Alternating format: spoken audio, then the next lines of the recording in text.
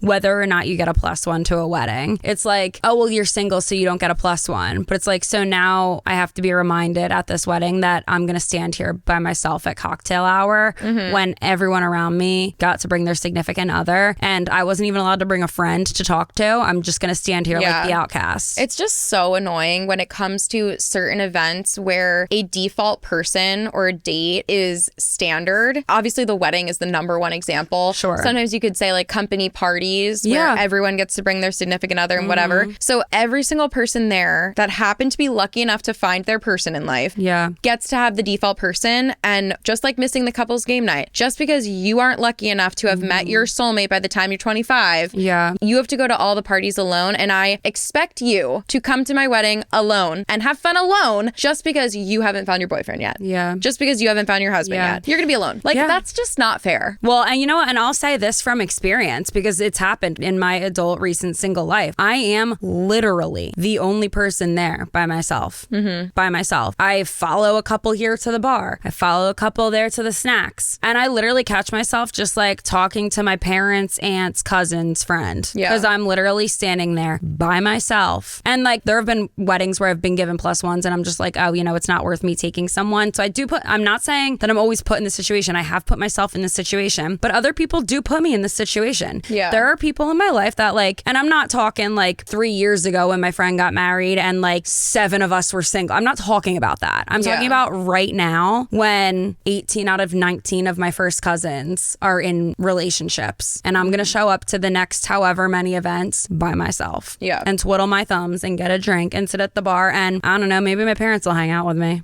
Because here's the thing, I'm going to follow one couple around like a lost puppy all night. Literally by myself. And like thinking of it from the perspective of the single person, it's like, well, I don't want to have a stranger at my wedding. First of all, you're not even going to notice a stranger at your wedding. There's going to be wait staff, bartenders, wedding planners. There are going to be a lot of strangers at your wedding that you're not even going to notice. And maybe if you keep not giving me a +1, the bartender at your wedding's not going to be a stranger so much longer.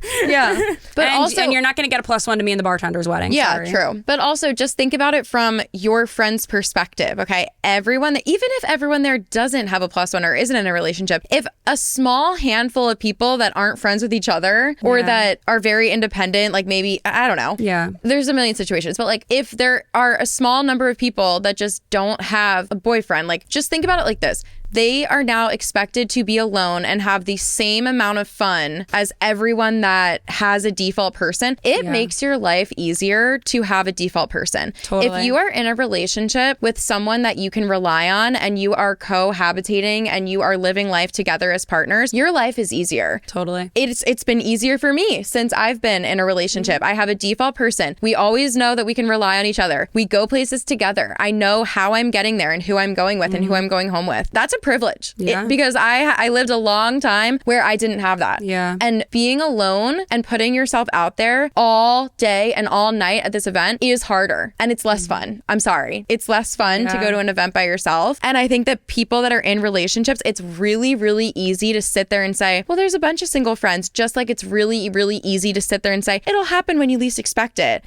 Stop assuming things about your single friends when you are in a long-term relationship. It's not fair to them. And it actually makes their life more difficult. And it's really never that simple. It's never that simple. Because now they have to travel to your wedding alone, get a hotel room alone. There's no splitting the cost. There's no carpooling together. There's no when should we leave. It's like you have to stress about when to go and when to go home. And you oh my God, I did it recently. We went to a wedding. I was by myself and I was begging Kelee and her boyfriend to leave. I was like, come on, like I want to go home, but like we're all going together because I didn't have a default person to come with. It's just and guess not what's fair. Gonna happen again. It's just not fair. Like think about it from someone else's perspective and don't just make the decision for them. Like, oh, well, they'll have that random person's girlfriend who's in the wedding party. She'll be sitting alone during parts of the day. So like they can sit with her. Like, no. How about you ask your loved ones what would be easier for them? And what would make them you happy? How would you be comfortable at my wedding? Because it's a privilege to have you at my wedding. So how can I make you happy? It is literally how can I help a privilege to have me at your wedding.